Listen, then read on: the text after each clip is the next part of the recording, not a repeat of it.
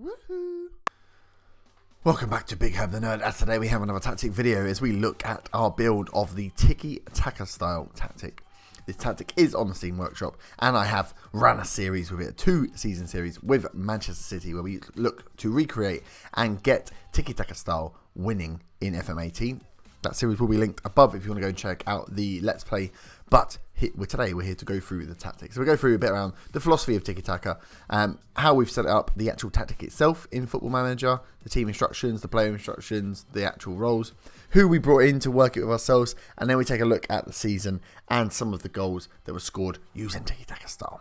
So let's start with the philosophy of Tiki Taka. I mean, we've all heard of Tiki Taka, but essentially it's a pressing style, much like the Gegen pressing style, where the team looks to get the ball back quickly, and once they have the ball, they look to hold on possession and probe for that opening that gets them the goal. So they can play not necessarily a slow game, but short passing, looking to retain possession at all times. So if they don't have the ball, they will be trying to get the ball back by pressing and tackling as quickly as they can. Also shutting down the aisles, the sort of alleyways between players, so rather than necessarily closing the play all the way down, shutting off his passes. So one man has 3 people to park to, there'll be 3 markers watching the lanes rather than necessarily tighter marking. But the idea being, once you've got the ball back, you then play a quick, short, attacking football to try and probe a defence, wait for that opening, find it, score a goal.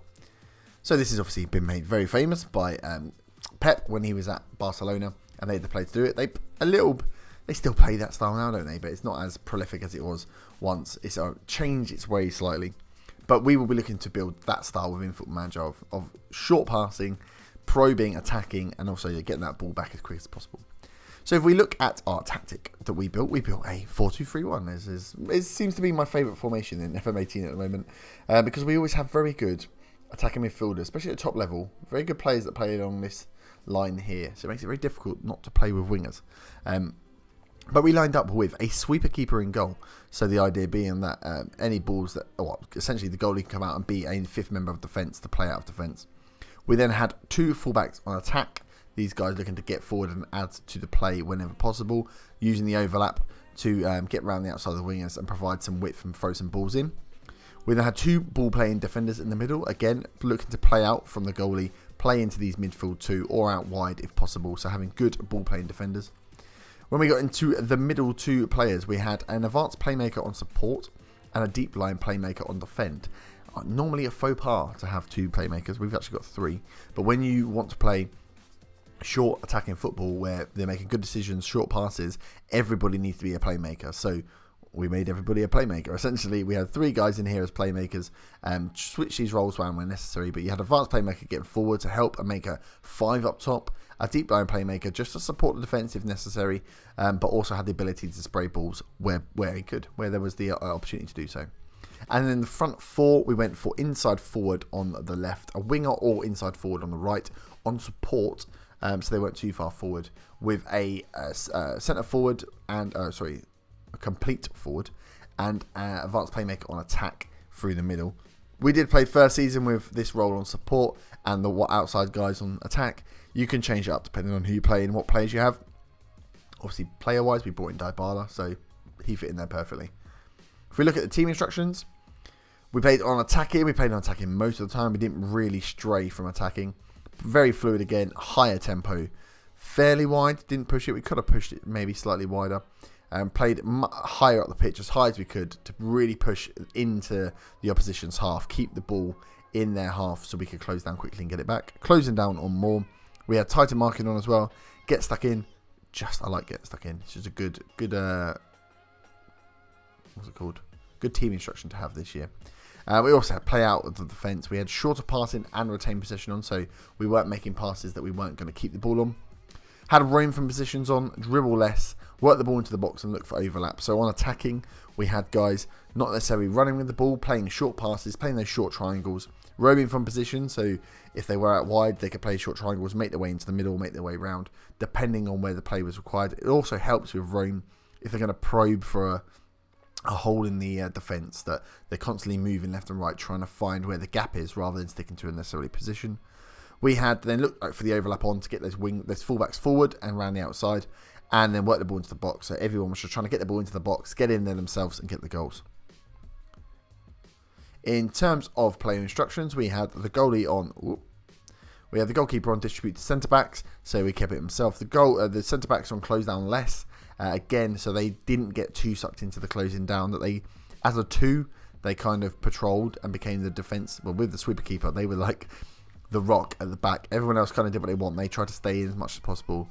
We did have the central midfielders on run wide with the ball, so if they did get the ball, they would come out wide as well, be able to pass out to the fullbacks, let the inside forwards get inside if necessary. And then I don't think we had anything else on these guys. No, they all had shoot less often on because they shoot too much anyway. But that was it for player instructions. So if we look at the team we were running with the second season, we didn't really bring it. We brought in Alexandro at left back. We did a lot of changes around the centre two in defence in the first season. Maybe to our detriment in the second season. But otherwise, other than Alexandro, kept the defence pretty much the same.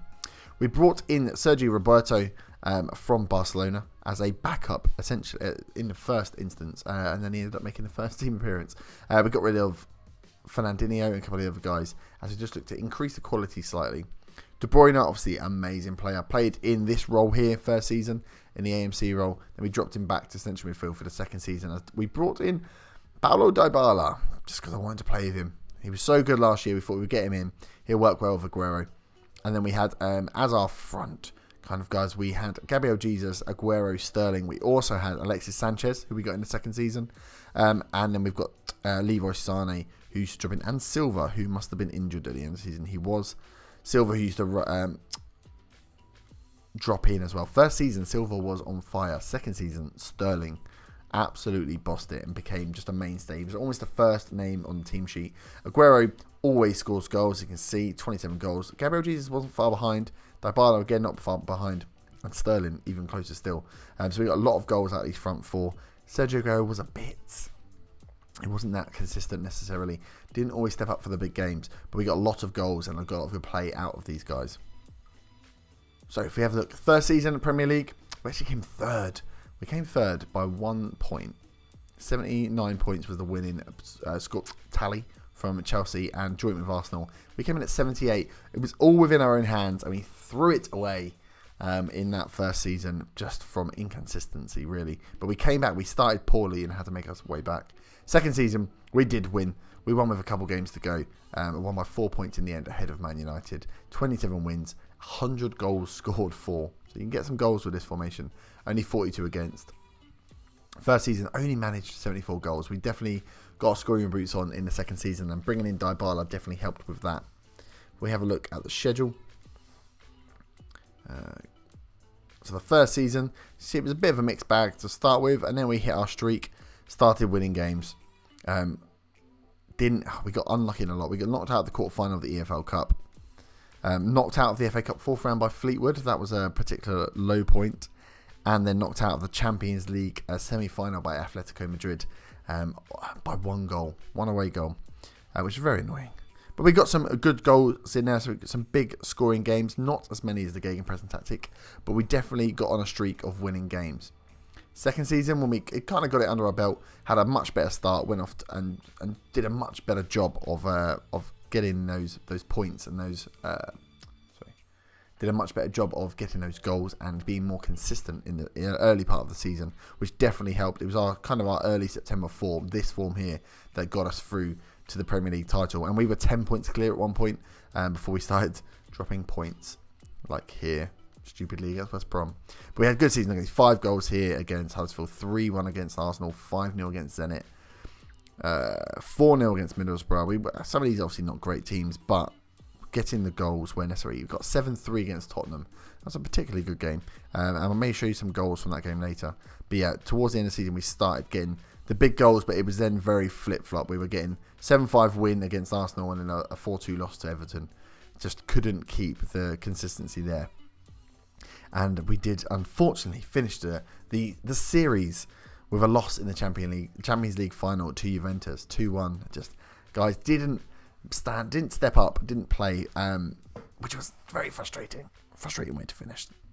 But it was a good tactic nonetheless. It wasn't my favourite tactic, I will say that now. It's very difficult. It'd be good without the structure. Oh, we'd beat Barcelona 4-0 as well. I forgot about that. We'll show you the goals from the Barcelona game. It's a very good tactic. It's interesting. It'd be good to not have the parameters, to have to stick to it all the time and be able to change certain things, which was quite frustrating for me. But it is a good tactic. Interesting that you close down very well, get the ball, and then they just play that slow probing game. So actually, before we get into the Barcelona game, let's just give you some context on that game. So we had lost the first leg of this is the first knockout round to Barcelona. Went to the Nou Camp, lost 4-1. And then coming back, we knew we had to win 4-0 without reply. Otherwise, we were going out. But we knew we had the away goal, so we knew we were doing all right. And I thought we weren't going to happen. I thought it was all going to be over. The season was essentially going to be over. I was going to have nothing left to do. And then we pull out a 4-0 smashing of Barcelona. So let's have a look at the goals that we scored within that game. Because who better to show Tiki Taka off against than Barcelona? So we have the first goal here, Dybala. This was a slightly longer ball. So Alexis Sanchez here, you can see they find the balls, play those short balls. Dybala finally getting the goal. But instead of that being one big cross in, it was a short ball into Alexis, who played the ball out then. Played the ball out again. He played it back inside. Rather than the big crosses, they looked to keep it at their feet. So another one here, Otamendi playing out into De Bruyne, into Dybala, holds it up, takes his time. He's got space to run into. Does play ball over the back to Alexis Sanchez there, who gets the ball in. Occasionally, I mean, you can't stop him doing that. One of them was a penalty as well. But most of the time, the guys holding on to and playing those short balls. Oh, look at this. That was a scary goal, that last one. But yeah, playing those short balls and looking after the play, keeping hold of possession. You also get, and I'll just show you the highlights in the Tottenham game as well. You also get good shots to shots on target ratio because they take their time to take the shot. So we were getting a lot of shots. And they were on target as well, which is good to see. So here we have another one. Dybala on the ball now. Look at all these guys coming forward. Short ball into Sandro. Sandro, the fullback there. Back post. Sterling nods down to Aguero rather than going for goal. That's the first one. See, when we get going, we get very far forward. And we got a few set pieces here as well. Can't knock a set piece goal.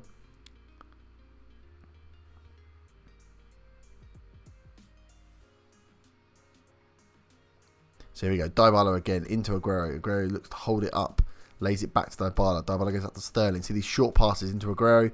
Aguero with an absolutely brilliant strike there. But that's what they look to do. There's no real long through balls. They get the ball down, keep it short. Sterling, they're not long passes. Aguero here finds Alexis Sanchez. They find the space just by letting the defenders, holding the ball, letting the defenders come to them, and then picking their pockets. So we will leave that there for Tiki Taka. As I said, the tactic is on the Steam Workshop. It is available to download. The link will be in the video description down below. Otherwise, go onto the Steam Workshop, search Big Head the Nerd, and you will find it to download and play with yourself. If you do, let me know who you play it with and how you get on. I want to see if it works at different levels, different teams, rather than just Man City. With a bit of tweaking, I'm sure it will. And also, whilst you're there, go and check out the Gegenpressing Tactic video as well that we've done previously. That is also available on the Steam Workshop. But thank you very much for watching. If you are new, please do smash that like button.